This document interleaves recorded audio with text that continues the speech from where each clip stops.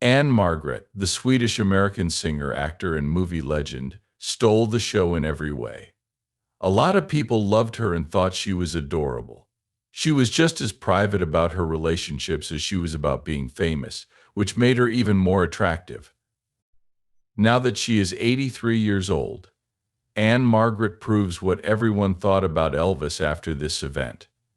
What did Ann-Margret do with the story that followed her around like a shadow?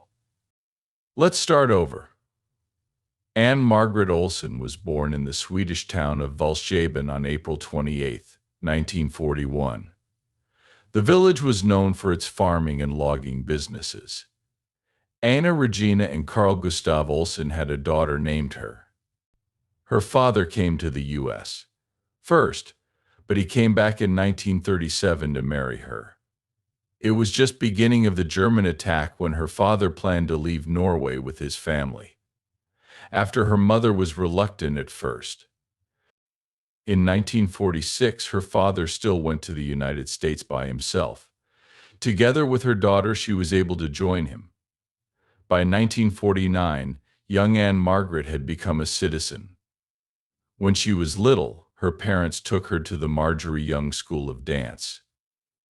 That's where her love of dancing began and only grew.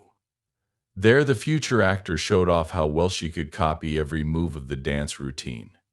Not expecting it, she didn't think that her mother would soon start making fancy clothes just for her. When her husband got hurt at work, her mother became the family's breadwinner and worked as a receptionist at a funeral home. Anne-Margret's skills were getting better and better, and soon she was acting on several shows, such as Don McNeil's Breakfast Club and Ted Max's Amateur Hour. Anne-Margret was a teenager at the time, and she was working as a stage actress while also going to Illinois's New Trier High School. As a part of the performance group Subtle Tones, she began going to the Dune Hotel and Casino with them as well. George Burns saw Anne-Margret's mesmerizing show at the same venue where Tony Bennett and Al Hirt were the main acts. Anne-Margret wanted to be in George Burns' annual holiday show when she was a little girl. Everything else as past her soft shoe act was enough to get her on Burns' show, where she showed off all of her skills and impressed him. Afterwards, it was clear from the start that little Anne-Margret would become popular when she started working in show business. She looks like she might be one. The same year that Here She Is came out, Anne-Margret was nominated for a Grammy for Best New Artist. That same year, she started recording for R.C. Victor with the song Lost Love, and the same year, she also put out her first record. George Burns wrote her first record and said that the singer's charm was clear from the moment she stepped on stage for her talent show audition. Burns says that the crowd was struck by how calm and beautiful she was before she spoke a word. When she started singing after that, everyone fell asleep. Not many people can beat that mix of beauty and skill. Anne-Margret's record company tried to sell her as a female Elvis because of her unique voice, a throaty contralto that sounds like a King song and at heartbreak. People would talk about these two artists' friendship for years to come, but they had no idea. When it comes to Anne-Margret's music business, the breakout star kept putting out music, but only Beauty and the Beard 1964 made it to the top of the charts. Even though her time with R.C. Victor was short, the fact that the label let her go so quickly helped start her career. After that, she thought about becoming an actress as a job.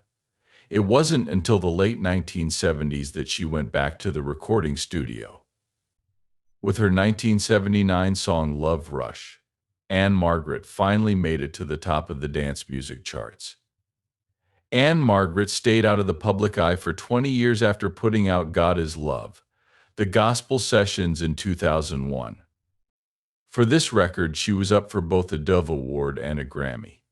Since her Christmas Carol collection in God Is Love, the Gospel Session 220111 came out in 2004, Anne-Margret has put out 2 more CDs. The time between her albums coming out is a lot shorter. Remember that Born to Be Wild, her most recent full-length record, came out last year.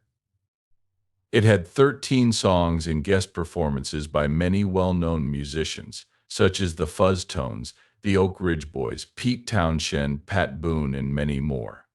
It seems like Ann-Margret would make a living singing because her voice is so beautiful. But after her first movie came out, she became famous all over the world. She even won an award for her first movie. Can you believe it? You will have to watch to find out. Ann-Margret was working on a lot of different projects at once, including singing at RCA Victor. This screen test was the key that opened a lot of doors for the singer. Let me tell you about the day in 1961 when the would-be actress was asked to come to the studio of 20th Century Fox for a movie test. They gave Ann-Margret a 7-year deal right away because she was so good. For her role in Pocketful of Miracles, a movie based on Lady for a Day, she won a Golden Globe for Best New Actress, along with Christine Kaufman and Jane Fonda. There's nothing else to say. The judges and the crowd both thought she did a great job. The following year, Ann-Margret was in yet another remake. This time, she got to show off her singing skills in the musical State Fair with Pat Boone and Bobby Darin.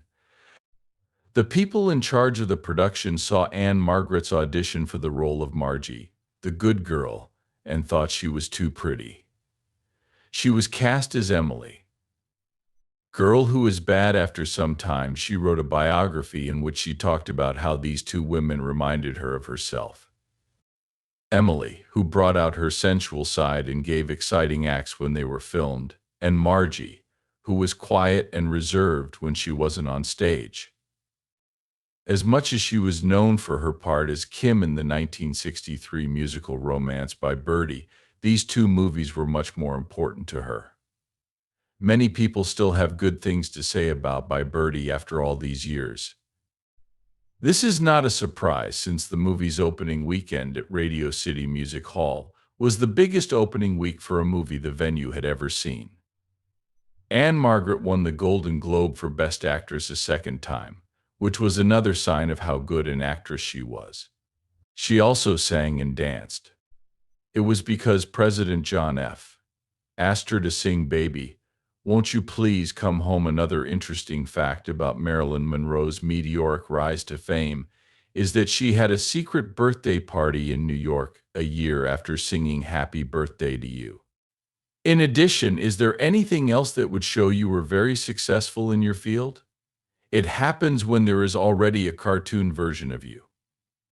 The character Ann-Margret from the popular cartoon show The Flintstones helped Ann-Margret express who she was.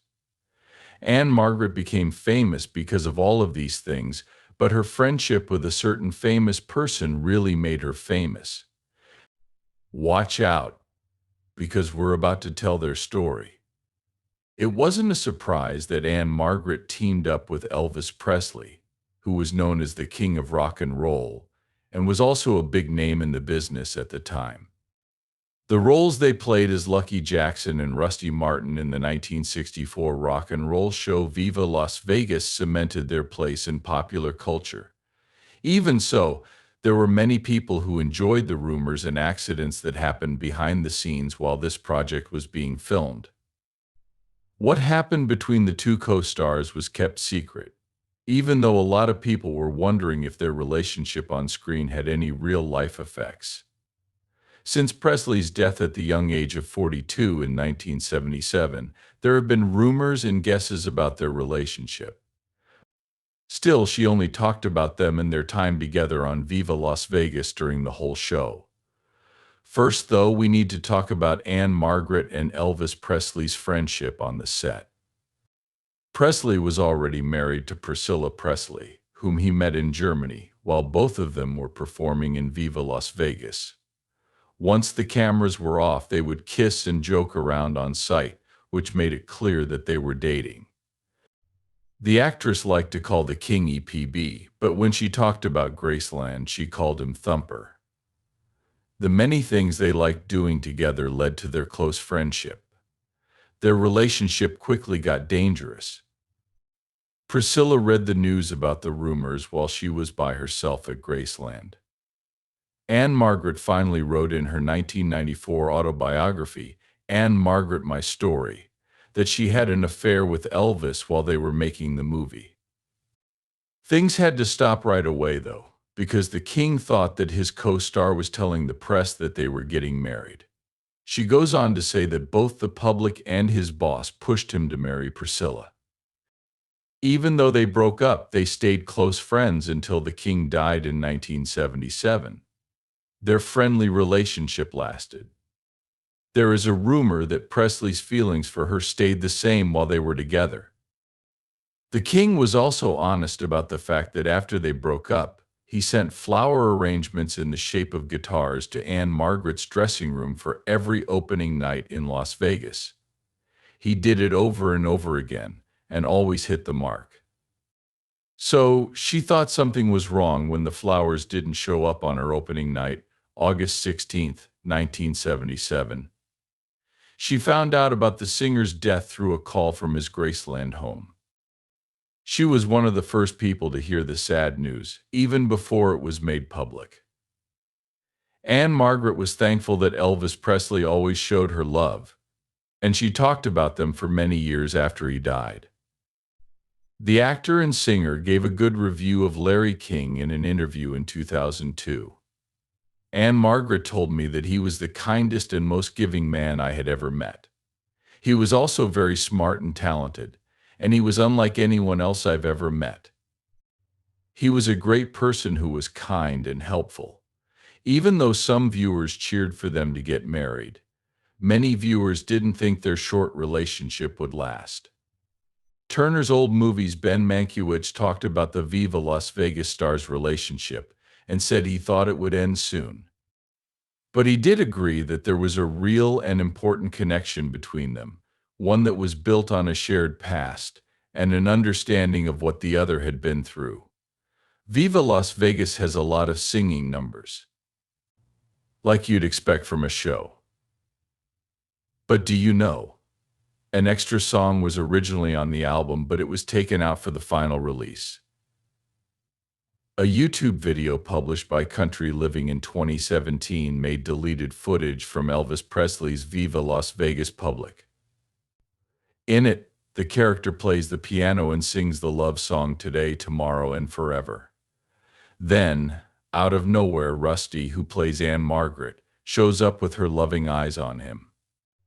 As the screen montage shows them doing different activities like dancing and riding, she walks up to him and they start singing the song together. At the end, they laugh as they fall to the floor together after messing up a step in their show. This duo was written especially for the movie and was on the EP. There's no way to know for sure why it was cut from the movie. Maybe the people who made the movie were afraid that if it made it to the final cut, it would confirm reports that the two main stars were dating. At the time, a very scandalous charge. People might not trust these two as much, but there are more than one good reasons why the couple probably won't work out in the end. Because of this, if you want to know, you should keep watching. Director George Sidney says the king only had one complaint about the movie, even though the two Hollywood stars may have fallen in love while working on it. The attention that Anne-Margret got while the movie was being made. After the fact, Sidney told the press that Presley had told her not to get too close to Anne-Margret. And he didn't just want her to be naked, he also wanted all the close-ups. It was later found out who the director was. Lucky for Elvis, Sidney didn't back down and said he would direct the movie in his own way. This brings us to the next interesting thing about the movie. In the last scene, a split screen was used because the king wanted to be in it by himself instead of with his leading lady. So Sidney had to film Anne-Margret's scene separately and then cut it together with Presley's scene for the ending. Even though she had close ties to the Queen, the popular actress Anne-Margret married Roger Smith, an American actor and producer for TV and movies. For 50 years they were happily married, and she raised his 3 children as her own. They were married for a long time and were happy until he died on June 4th, 2017, 1967. Aside from Elvis Presley, Eddie Fisher, an American actor and singer, was the only other man who Ann-Margret dated. Even though Bye Birdie and Viva Las Vegas were hits, Ann-Margret's next few movies, like Kitten with a Whip, The Pleasure Seekers, Bus Riley's Back in Town, and Once a Thief, were all huge financial disasters. Thankfully, she came back to the big screen in 1965 in the American thriller Cincinnati Kid, which starred Steve McQueen. The first TV movie Ann-Margret made was Middle Age Crazy. She started making them in the early 1980s. There are also movies like Who Will Love My Children, The Return of the Soldier, and I Should Be in Picture.